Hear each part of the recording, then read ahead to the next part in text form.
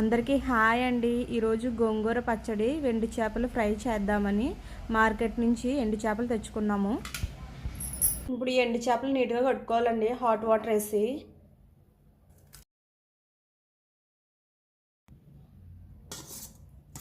ఇలా నీట్గా కడుక్కోవాలండి. పాన్ వేడెక్కింది కదండి, ఆయిల్ వేసుకోవాలి.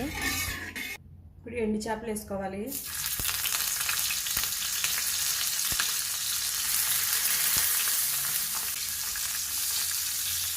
అటు ఇటు మార్చుకుంటూ 10 నిమిషాలు లో ఫ్లేమ్లో వేగనివ్వాలండి.